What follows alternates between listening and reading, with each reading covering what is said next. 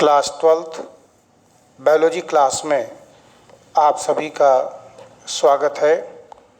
पिछले audio notes में chapter number 7 जैव विकास या विकास ऑर्गेनिक इवोल्यूशन और इवोल्यूशन चैप्टर के अंतर्गत जैव विकास के विभिन्न प्रमाणों के बारे में बताया गया था। जैव विकास के प्रमाण प्रमुख रूप से पहला आपको तुलनात्मक शारीरिकी एवं आकारिकी से प्रमाण, जिसके अंतर्गत आपको समजात और समरूप अंगों के बारे में बताया गया था कि समजातता क्या है और समरूपता क्या है, और इसके अंतर्गत आने वाले विभिन्न प्रकार के उदाहरणों द्वारा आपको समझाया गया था। दूसरे प्रमाण के अंतर्गत संयोजी कड़ियों से प्रमाण, एविडेंसेस फ्रॉम कनेक्टिंग लिंक्स, जिसमें आपको बताया गया था कि जंतु जगत में कुछ ऐसे जीव हैं जिनके लक्षण समीपवर्गी वर्गों के लक्षणों से मिलते जुलते हैं। इनमें से एक वर्ग के जंतु कम विकसित और दूसरे वर्ग के जंतु अधिक विकसित होते हैं। ऐसे जंतुओं को संयोजी कड़ियाँ कहा जाता है, अर्थात ऐसे जंतु जो दो वर्गों के बीच सेतु बनाते हैं।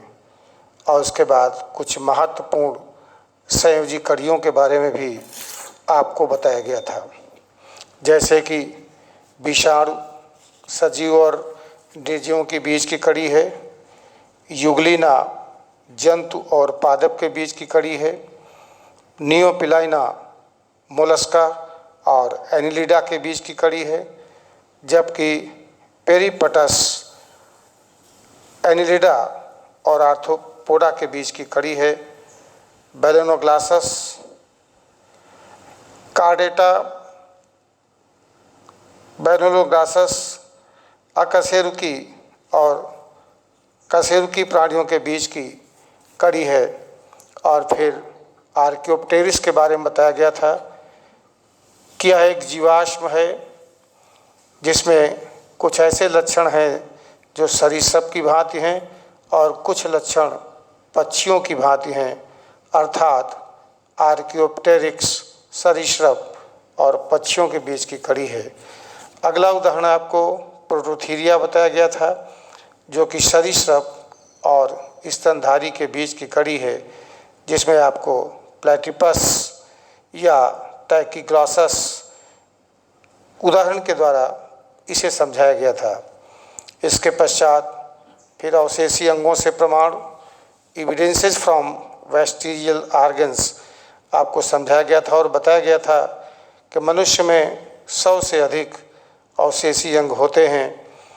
उनमें प्रमुख रूप से क्रमरूप परसेसिका, जिसे हम वर्मी फॉर्म अपेंडिक्स कहते हैं, पुच्छ कशेरुका, जिसे हम कॉडर वर्टिब्री कहते हैं, अकलदाढ़, जिसे हम विजडम टूथ के नाम से जानते हैं, और निक्टिटेटिंग मेम्ब्रेन या निमेशक पटल, फिर शरीर पर बाल का पाया जाना, और फिर मसल्स ऑफ ईयर पिन्ना अर्थात कड़पल्लों की पेशियों के बारे में समझाया गया था। इसी कड़ी को आगे बढ़ाते हुए आज हम दूसरे प्रमाण, अगले प्रमाण की बात करेंगे, जिसमें तुलनात्मक भ्रमणकी से विकास के प्रमाण आपको समझाया जाएगा। ये प्रमाण नंबर 4 है, एविडेंसेस फ्रॉम एम्ब्रियोलॉजी। आप जानते हैं कि जाइगोट से भ्रूण का विकास तब तक होता है जब तक कि वह शिशु में नहीं बदल जाता। बहुकोशिकीय जंतुओं में लैंगिक जनन अर्थात सेक्सुअल रिप्रोडक्शन के परिणाम स्वरूप जाइगोट या युग्मनज बनता है, और फिर जाइगोट के भ्रूणी परिवर्धन से नई संतान का शरीर बनता है। जाइगोट से वयस्क तक के भ्रूणी परिवर्धन को हम जंतु का व्यक्तिवृत्त या आंटोजेनी कहते हैं। इसके विपरीत पूर्वजों से लेकर किसी जंतु जाति के विविध विकासी इतिहास को इसका जातिवृत्त या फाइलोजेनी कहते हैं। सभी बहुकोशिकीय जंतुओं के भ्रूणी परिवर्धन में एक समान मॉरुलावस्था, ब्लास्टुलावस्था और गैस्टुला प्रवस्थाएँ आती हैं और सभी के जाइगोट अर्थात युग्मनज से प्रोटोजोवन जैसे पूर्वज का और गैस्टुला से निडेरिया जैसे पूर्वजों का आभास मिलता है। आइए जानते हैं किस प्रकार से विभिन्न प्राणियों के भ्रूण जैव विकास को प्रमाणित करते हैं। तो आज हम बात करेंगे भ्रूणीय या भ्रूणकी से प्रमाण। यदि हम भ्रूणी अवस्था का अध्ययन करें तो हमें पता चलता है कि विभिन्न जंतुओं के भ्रूण में उनकी प्रौढ़ अवस्थाओं से ज़्यादा समानताएं होती हैं। इसी तथ्य से प्रभावित होकर वैज्ञानिक अर्नेस्ट हैकल ने एक नियम बनाया, जिसे उन्होंने पुनरावृत्त सिद्धांत या बायोजेनेटिक नियम के नाम से कहा, जिसके अनुसार प्रत्येक जीव का व्यक्तिवृत्त उसके जातिवृत्त की पुनरावृत्ति करता है, अर्थात ऑन्टोजेनी रिपीट्स फाइलोजेनी। व्यक्तिवृत्त एक जीव का जीवन काल है जो अंडाणु से शुरू होता है और शरीर निर्माण तक की अवस्थाओं को दर्शाता है, तथा जातिवृत्त जीवों के परिपक्व या वयस्क पूर्वजों का वह क्रम है जो उस जीव समूह के जैव विकास के दौरान बने होंगे। इससे तात्पर्य है कि प्रत्येक जीव अपनी भ्रौणिक अवस्था में अपने पूर्वजों के इतिहास को प्रदर्शित करता है, अर्थात पुनरावृत्त सिद्धांत के अनुसार उच्च कोटि या जाति के जंतुओं की भ्रूणकी अवस्था उनके पूर्वजों की वयस्क अवस्था से समानता प्रदर्शित करती है। यदि हम विभिन्न कशेरुकी प्राणियों के भ्रूण को पास पास रखकर उनका तुलनात्मक अध्ययन करें तो उनमें बहुत सी समानताएं दिखाई देती हैं। प्रमुख समानताओं में जैसे क्लोम तथा क्लोम दरारें, नोटोकार्ड, दो वेशमी हृदय तथा पूंछ। इस अध्ययन से प्रमाणित हो जाता है कि सभी कशेरुकी प्राणियों का विकास मछलियों के समान किसी निम्न श्रेणी के जंतुओं से हुआ होगा। ये डायग्राम जो आप स्क्रीन पर देख रहे हैं, इसमें विभिन्न प्राणियों की भ्रूणी अवस्था को दर्शाया गया है। अगर हम फिश, सैलमेंडर, टार्टवाइज, चिक, रैबिट और मनुष्य यानी मैन के भ्रूणों का तुलनात्मक अध्ययन करें तो ऐसा प्रतीत होता है कि सभी भ्रूणों में काफ़ी हद तक समानताएं प्रदर्शित करती हैं। इससे स्पष्ट होता है कि सामान्य लक्षणों से भी पहले अधिक सामान्य और बाद में कम सामान्य लक्षणों का विकास होता है और अंत में फिर विशिष्ट लक्षणों का विकास होता है। भ्रूणी परिवर्धन में जंतु मिलती जुलती जातियों के लक्षणों से धीरे धीरे भिन्न होता जाता है। तो इस तरह से भ्रूणीय विकास के प्रमाण से यह स्पष्ट हो जाता है कि हमारा विकास या मनुष्य का विकास, सभी कशेरुकी प्राणियों का विकास मछलियों के समान किसी निम्न श्रेणी के जंतु से हुआ होगा। इस प्रकार से इस भ्रूणी विकास के डायग्राम को भी अपनी नोट्स कॉपी में इसी हेडिंग के साथ आप सभी को लिखना होगा। दूसरा, पांचवा जैव विकास का प्रमाण आता है पूर्वजतता या प्रत्यावर्तन से प्रमाण, एविडेंसेस फ्रॉम एटाविज्म और रिवर्सन। यह भी काफ़ी महत्वपूर्ण प्रमाण है। पूर्वजता है क्या? किसी जीव या जीवों के समूह में किसी ऐसे लक्षण का आकस्मिक रूप से आना जो सामान्य रूप से उस जाति में नहीं पाया जाता परंतु पहले किसी पूर्वज में पाया जाता है, उसे ही हम पूर्वजतता या प्रत्यावर्तन कहते हैं। पूर्वजतता को भी विभिन्न प्रकार के उदाहरणों से समझाया जा सकता है, जैसे कि मनुष्य में पूंछ अनुपस्थित होती है, लेकिन कभी कभी बच्चे के जन्म के समय एक छोटी मांसल रचना के रूप में यह उपस्थित होती है। मनुष्य के शिशु में कभी कभी कैनाइन दांत बड़े नुकीले होते हैं। ऐसा प्रतीत होता है कि यह मांसाहारी पूर्वज से मनुष्य विकसित हुआ होगा। कुछ मनुष्यों में आदि कपियों की तरह बहुत अधिक बाल पाए जाते हैं।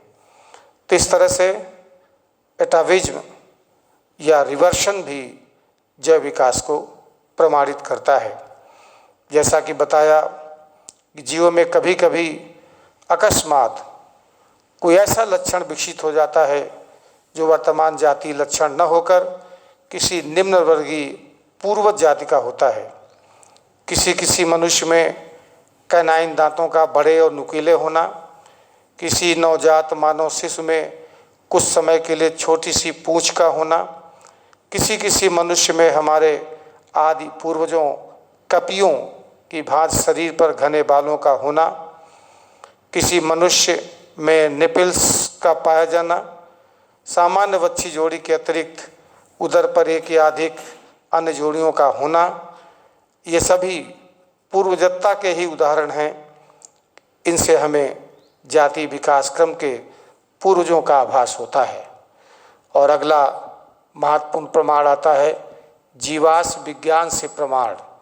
जीवाश्म का नाम आपने पहले भी अपनी हाई स्कूल स्तर की कक्षाओं में सुना होगा। जीवाश्म होते क्या हैं, तो आइए जानते हैं कि जीवाश्म है क्या और ये जीवाश्म किस प्रकार से जैव विकास को प्रमाणित करते हैं और ये जीवाश्म किस प्रकार से बनते हैं। जीवाश्म अनेक ऐसे जीव जो आदि पृथ्वी पर उपस्थित थे लेकिन वर्तमान में विलुप्त हो चुके हैं तथा आज भी पृथ्वी के गर्भ में पाई जाने वाली चट्टानों में परिरक्षित अर्थात प्रिजर्व्ड अवस्था में पाए जाते हैं। उन्हें ही हम जीवाश्म या फॉसिल्स कहते हैं। ये जीवाश्म जैव विकास का स्पष्ट प्रमाण प्रस्तुत करते हैं। जीवाश्मों का अध्ययन विज्ञान की जिस शाखा में किया जाता है उस शाखा को हम पुराजीवी या जीवाश्म विज्ञान या फिर पैलियोंटोलॉजी कहते हैं। पैलियोंटोलॉजी शब्द ग्रीक भाषा के 3 शब्दों से मिलकर बना है। पैलियोस मीन्स होता है प्राचीन, ओंटा मीन्स होता है मौजूद और लोगोस मीन्स होता है अध्ययन या साइंस या विज्ञान। इस प्रकार पूरे पैलियोंटोलॉजी शब्द का अर्थ उन सभी जीवों का अध्ययन जो प्राचीन काल में हमारी धरती पर उपस्थित थे उनसे होता है। ये जीव फिर भी आज मौजूद नहीं हैं, लेकिन इन जीवों के अवशेष एवं इनकी बाह्य आकृति की छाप आज भी भूगर्भ में परिलक्षित है। भूगर्भ विज्ञानी इन अवशेषों एवं छापों का अध्ययन करके प्राचीन समय में उपस्थित जीवों की रचना का वर्णन करने में सक्षम हो पाए हैं। जीवाश्मों के अध्ययन से जीवों के विकास क्रम या फाइलोजेनी अर्थात जाति वृत्ति का पता चलता है। इसीलिए जीवाश्मों को भूवैज्ञानिक रिकॉर्ड या जियोलॉजिकल रिकॉर्ड भी कहते हैं। आइए जानते हैं कि जीवाश्म कैसे बनते हैं। जीवाश्म बनने की प्रक्रिया को जीवाश्मीकरण या फॉसिलाइजेशन कहते हैं।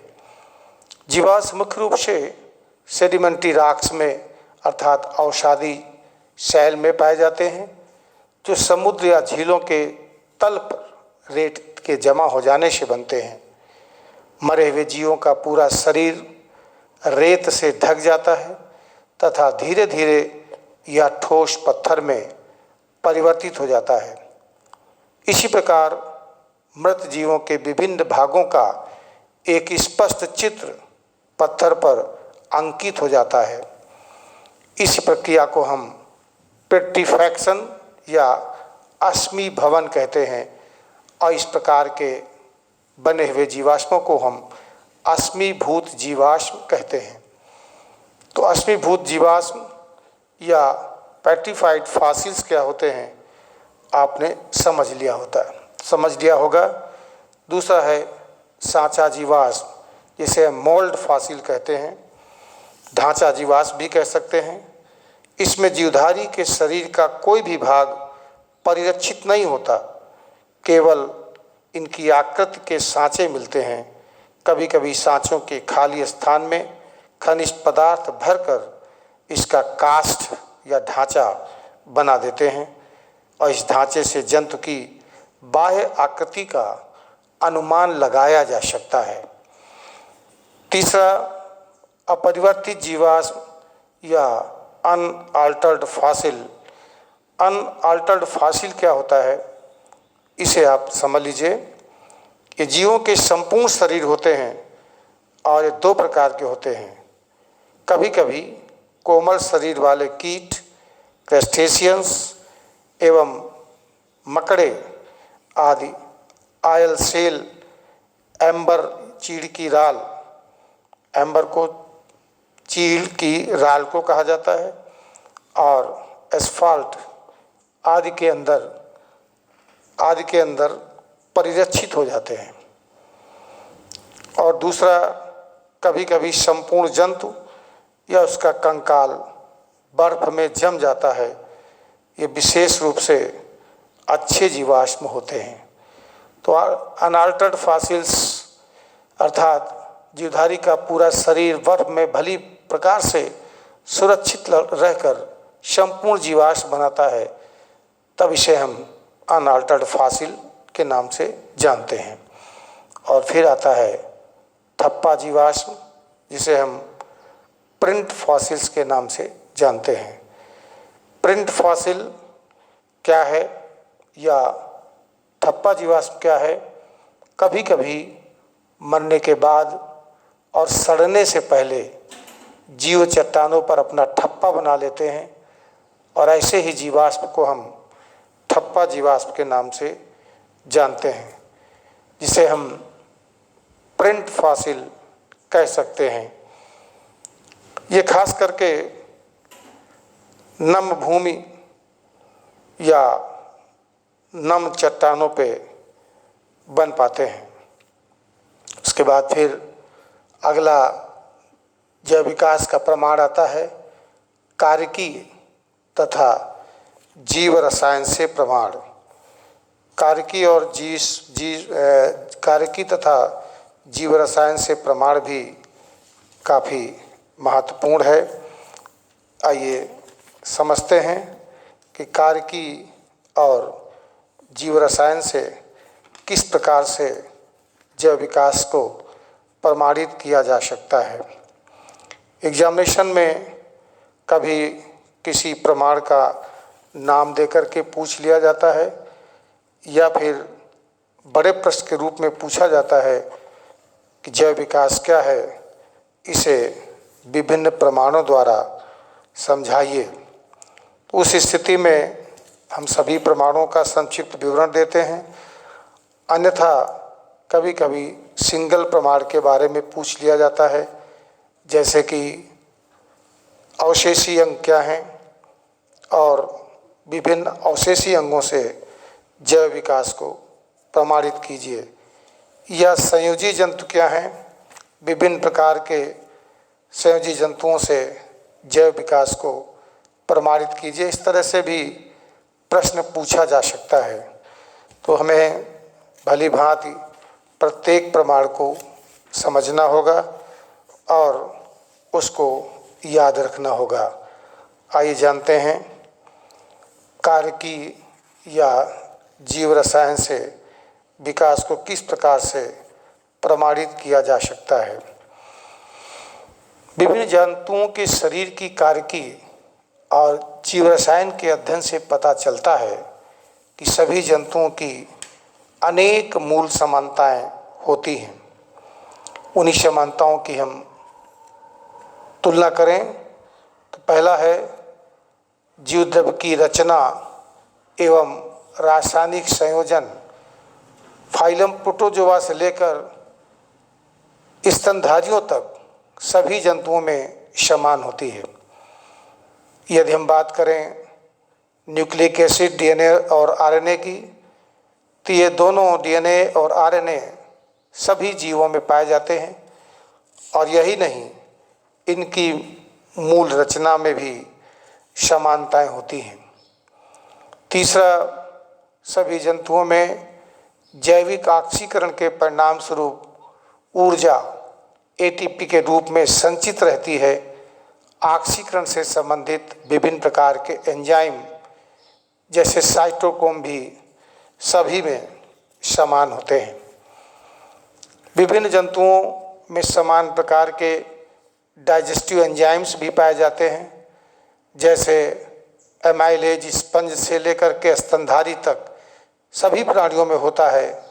इसी प्रकार से एंजाइम ट्रिप्सिन प्रोटोजोआ से लेकर स्तनधारी तक के सभी प्राणियों में एक ही प्रकार का पाया जाता है।